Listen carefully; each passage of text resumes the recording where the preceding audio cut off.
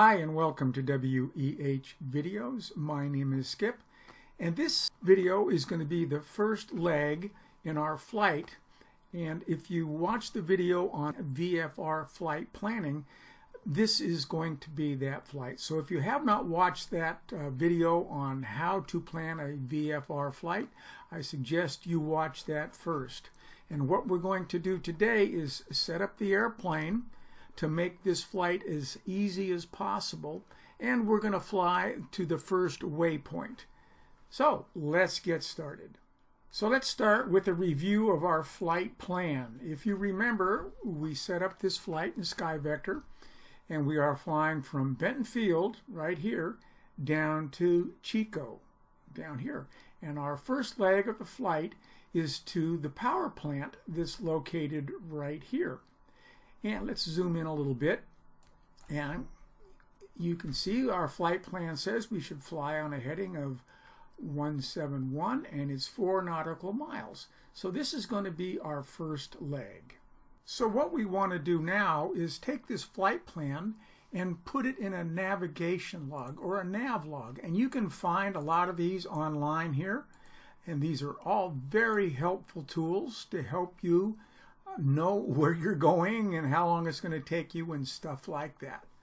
But I'm not going to use one of these. I have created my own since I'm in a simulator, and there's more information that I might want than these logs provide, and then there's too much information on these logs also. So I have created my own little flight planner here. Now this is for the simulator. I realize that there's a lot of stuff I should have on here. If I was doing a real flight, I might use one of these other logs over here, something like this. But for the simulator, this works really well. I have my waypoints here. I have our starting airport, Benton Field, Oscar 85, and down here, KCIC, Chico Muni. And these are our waypoints that were on our flight plan. And so what I've done is I've written down the headings from each one of these places. So from Benton to the plant, we have a heading of 171. And from the plant to the rest stop, we have a heading of 130, and so on. And here we have the distances that I've taken off of each leg. And then we've calculated the time it will take to get to each one of these waypoints based on speed. Now these are estimates. This is not real super accurate. This is VFR flying. We don't have to be right on the money. It's like horseshoes. Close enough is good enough. So we have our time, distance, and then I have over here the nav radios that I want to use, a nav 1 radio and the nav 2 radio, and I'm only going to demonstrate the nav 2 radio on our first waypoint so you can get the idea of triangulating your location, and we'll discuss that a little bit later. So now that we have our little flight planner all filled out, we're ready to go. So let's get in the airplane and set it up for this flight. All right, to make this video a little bit shorter, I've gone through the pre-flight already. Everything checks out. We got plenty of fuel. I got the altimeter set, and we're ready to go. But there's things we want to do first before we just get up in the air. There's a lot of work to be done when you're flying, and the more you set up the airplane here, the better off you are. So what we want to do is set up our radios. And so I have all the radio frequencies that we'll be using, assuming we don't have any problems on the way. And if you remember, we can go to airnav.com, and let's just put in KCIC, our destination airport. And this is where I got the information. And I did this for the other airports that we might go to or that we will be going to. So with that, I have written down all these frequencies. So to make this really simple, let's set the radios up now. So let's start with our home airport, Benton Field. We want to set our COM1 radio to the Unicom frequency here so we can announce our departure to 122.8. All right, the next frequency we're going to want to put in COM1 is Oakland Center, 132.2, and I'll discuss this a little bit further on when we get into flight, but we're going to request flight following from Oakland Center, and I'll go over that for you. So 132.2. So for COM 1 we have 122.8 for Benton Unicom and 132.2 for Oakland Center. So next, let's set our COM 2 radio to Chico ATIS. We're going to have to contact them before we can go in. So this is 119.675. I think we're just going to use 119.67. Let's take a look. All right, we have 11967 in there, and we're going to move that over to our primary frequency, or our active frequency for COM 2. And for our standby frequency on COM 2, we are going to put in the Chico Tower of 120.0. All right, that does it for our COM radios. Now let's go ahead and set up our nav radios. And for that, we need to take a look at our little flight plan. And for nav 1, we want to tune the radio to 108.4, and we want to dial in the 251 radial. So let's go ahead and do that. All right, we have 108.4 in our standby frequency. We are going to move that over to the active frequency. And now we want to come to the 251 radial. So let's just work this around. And there's 250 right around there. So here we have the 251 radial, and this is from. We have the to and the from. Now when we're doing this kind of use with the radio, it doesn't really matter if it's to or from. When it's centered, that means we are good, and that's all that really matters when we're using the radios this way. So I could have used the reciprocal here, but we're not going to do that. All right, so now let's set up nav2 radio for 115.7 frequency and the 147 radial. All right, we'll bring 1157 over to the active frequency, and we want the 147 radial, which is right about there. So we have our COM 1 and COM 2 and nav 1 and nav 2 radios set. This will really help us on our flight, as you will see once we get in the air. So I'll go ahead and finish the pre-flight, and then we'll head over to the runway and we'll take off and we'll pick it up there. All right, we've announced our intentions and we are ready to go. And just to review here, we are going to fly a heading of 171. We have a distance of 4 miles. We're going to be roughly 80 knots, so it's going to take us about 3 minutes to get there. We've tuned our nav 1 radio to 108.4 and dialed in the 251 radial. So here we go. And we're off. Remember, rotation here in the Cessna 172 is around 55 knots. And we want to fly that heading of 171. Well, not really. Let me go over that just a bit. All right, first we're going to take off and get airborne here. And now we're going to set our clock, and we're going to start keeping track of this time. We got 3 minutes, right? We have to fly out on a heading of runway heading till we get about 500 feet above the surface, and then we're going to make our turn to 171. Well, not really. What we want to do is be able to see this plant as we're getting closer to it. And if we fly straight to the plant, it's going to be very difficult to see, because looking over the nose here, we're going to be looking a few miles ahead, and we won't be able to tell if we're exactly over the plant or not. So we want to have the plant show up over here on our left just a little bit. So we're going to fly a heading around 185, somewhere in there. Because this is a very short flight, we want to make sure we're off to the right just a little bit. So we're just about a minute out of the flight. We are going to go to an altitude of 5,500 feet, and I'll explain why a little later in the flight. Right now, we just want to get to the power plant. And remember, we tuned our nav 1 radio to 108.4, the Reading VOR, and we have the radial of 251 dialed in. So our deviation needle here is going to start to move over the closer we get to that radial. And when it's dead center here, we should be pretty much on top of the power plant. And hopefully we're going to be off to the right just a little bit. So let's continue on here. Look at that. We can see the power plant right over here now on our left. So let's just work our way over there just a little bit.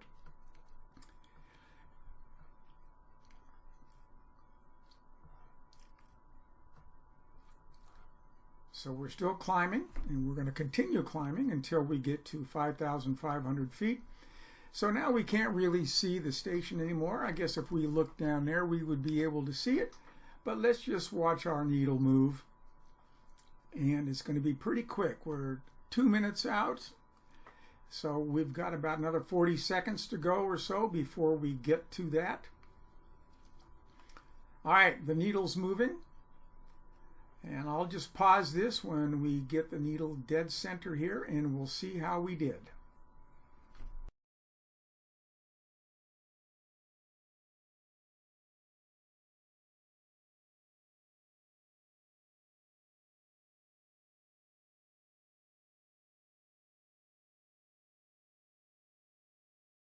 All right, coming up here pretty quick, and let's pause it right there and take a look, see how we did. All right, let's take a look down here and see if we can see the power plant. Well, look at that. Almost perfect. So let's take a look and see what we just did.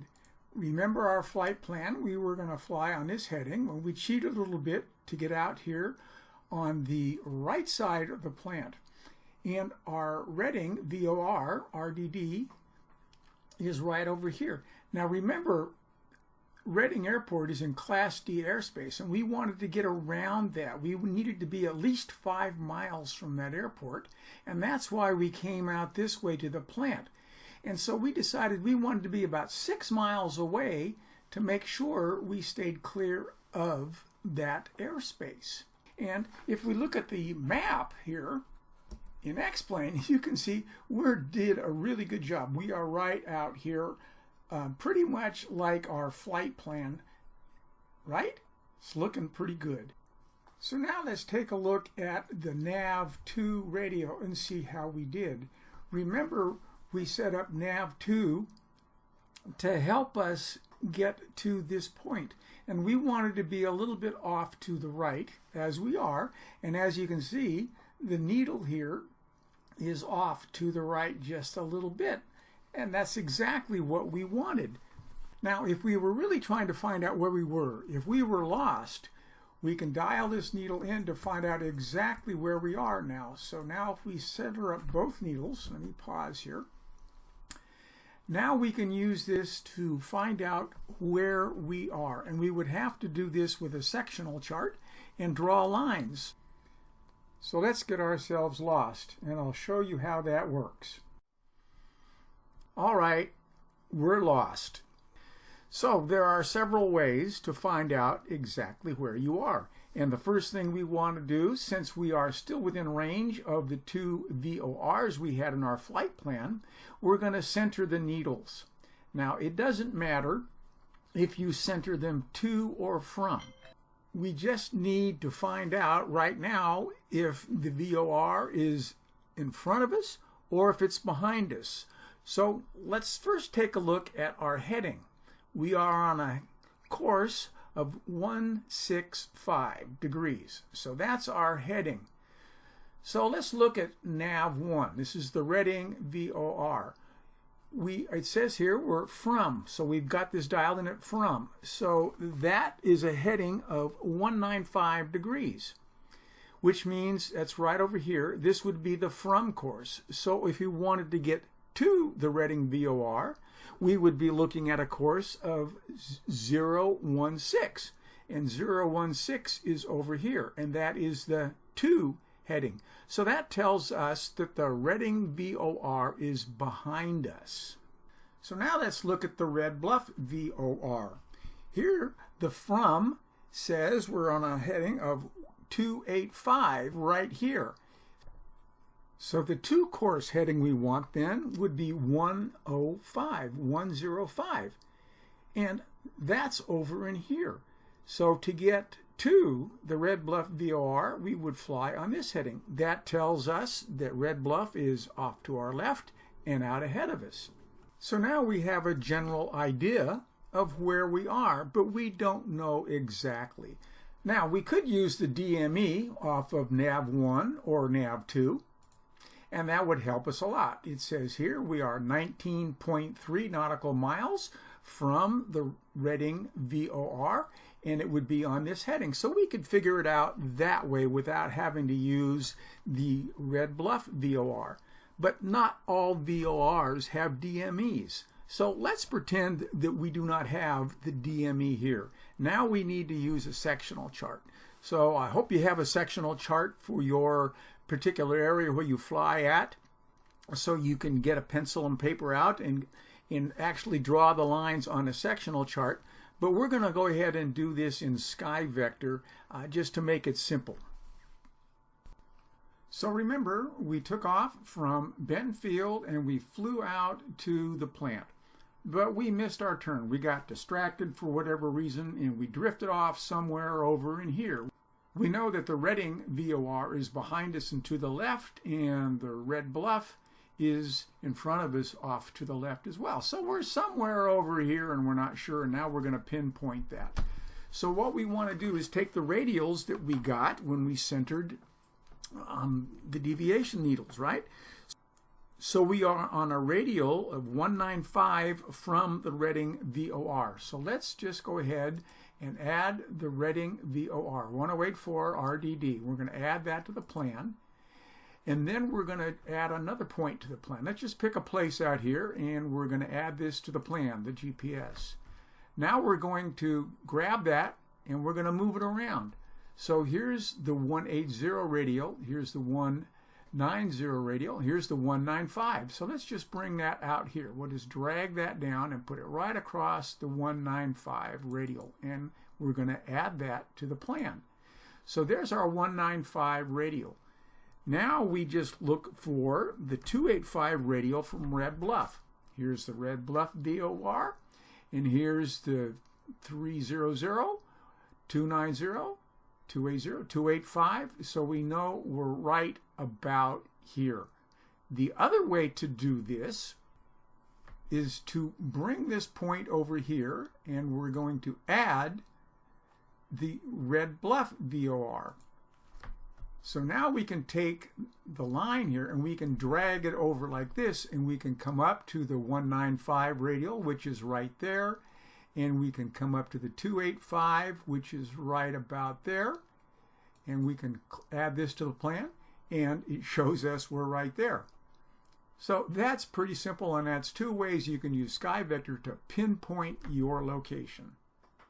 So that's it for this first leg of our VFR flight from Benton Field to Chico Muni.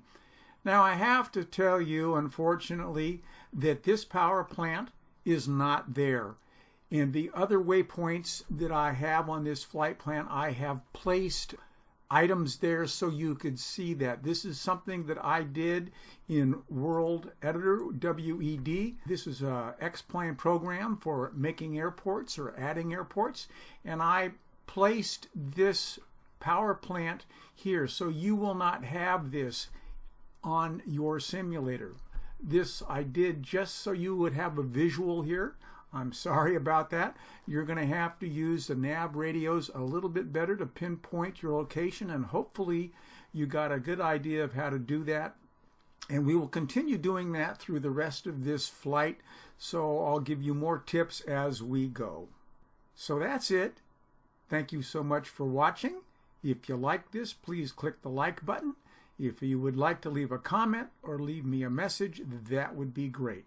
Thanks again for watching, and God bless.